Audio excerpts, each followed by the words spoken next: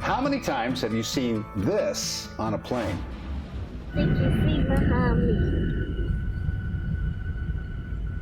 I think. Oh, stanky feet, that's so gross. So our next guest, Gabe Saglie from Travelzoo is here to talk all about the do's and don'ts of air travel, especially during these summer months. Got Hi, the stinky feet on the back seat. I've seen that. Yeah, It's happened. me too. It hasn't crept up right next to me, but I've seen it overhead, on the up against the wall. Oh. Yeah, I have a thing about feet just because they seem to be all around me when I'm on a plane. Okay, well, what is it about being on a plane that all of a sudden people think, it's a Fred's Thunderdome out here. I can do whatever I want. Well, I think the exact opposite. I travel a lot for work. We were talking about how many miles we accumulate. Yeah. We're in the millions if we do this for a living, and I'm the exact opposite. I try to kind of really keep to myself. But it's amazing how many people, yes, will take their shoes and socks off, will stretch out their arms, will bring in sizzling fajitas and sit right next to you. And the fact is, on an airplane, everything is magnified. You're inside this metal tube for several hours with strangers, and everything you see, everything you smell, everything you hear is just louder, smellier, and it's just more. It just makes more of an I have impact. to laugh when you said sizzling fajitas because that actually happened to me. Somebody It happens, had right? like a giant burrito, and it was still sizzling, and it really smelled. And this guy was huge, and he was sitting in the middle seat. Yeah. So I'm on the row seat doing this, trying to get away, and the other person's trying to get away this way, and of course people are around. They're going, "This stinks! You stink!" It's Any like other people start setting, getting hostile. the smell of that sizzling, onion and bell pepper medley is delicious, but on an airplane. So, this summer we're going to see a record number of travelers, 2.8 million travelers every day going through U.S. airports between now and the end of August. So it's a little reminder, I think, that, we can do little things to make ourselves a bit more pleasant, a companion on these airplanes. Like what? Like, for example, keep your socks and shoes on if you wouldn't mind.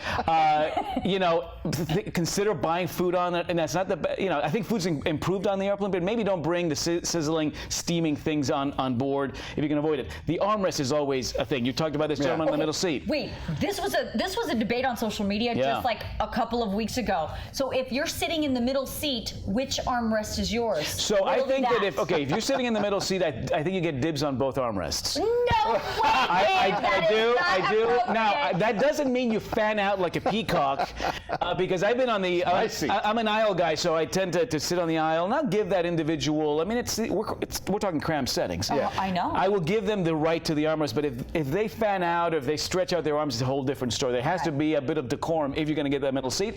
I will give you dibs on the majority of that armrest. I tend to take the back edge just to kind of relax, but because I've got access to the aisle or in the window, I would give the middle seat person dibs on the most of both of those armrests. So now you know the protocol. Yeah. Okay, I want to talk about something else. The latest thing that I've seen now is wipes. People get on the plane and they start wiping down everything to sanitize the and very seats, proudly too. The backs, the fronts, the tray. They take it out. Everything. This lady took like 10 minutes wiping down her seat while I was trying to get to mine, and I just stood there. Watched her. That happened to me, and the lady was doing this, and then she offered me the wipes, and I felt compelled to take it. I'm like, you know what? Yeah, maybe something Why I don't. not? The airplanes, I mean, the turnover is so quick these days that they don't get cleaned thoroughly on a regular basis, and certainly between flights, they're going to get those folks off. They're going to do a pretty superficial clean, make sure the toilets are flushing, make sure that junk isn't stuffed into the back of those seats. But really, it's not a bad idea to just keep in mind that that's not a very clean environment. I'm not saying that you have to wipe it all down, but I'm very careful with where I stick my hands and what I do. Okay, so just to recap, no stinky food. Right. No stinky feet. Yep. Middle seat. Middle seat. Allegedly gets both. I disagree wholeheartedly. However, and wipe down, but don't interfere with somebody else's. Right. Sure. Let them come in. Let Carlos sit down before you wipe down the row. What about just common courtesy of helping with bags? I tend to carry a heavy bag. It's like this big. You know, my family says it's like I carry my rock collection around with me everywhere I go. And, you know, it's hard for me to lift, and sometimes some lovely people will help. We'll help you, yeah. I mean, listen, I talk to a lot of avid travelers who say, if you can't lift it, don't bring it on board. You should be responsible for, I'm not saying this, I'm relaying, I'm just the messenger here. They're saying, listen, if you can't lift it, you've really got to consider not bringing it on, or if it won't fit in the underneath the seat in front of you. Oh, I fit everything. Yeah, well, there you go. But yes, chivalry is not dead. I can tell you that I've seen it many times. I've been beat to the punch. I'm about to help, and you know that happens. You should be on the lookout if you've got a fellow passenger who needs a little bit of assistance. It's okay to help them out. Crying babies. Oh, God bless them. What do you do? Take him out on the wing. You know what? That's I have 3 kids. I put them on planes really early. I'm a big fan of putting children on airplanes early on in life because they learn that is their space, and as they get older, they learn how to, you know. But there may be a couple of age spreads where you may want to consider not necessarily flying with them if you can avoid it, because they're still in that very sort of transformative stage.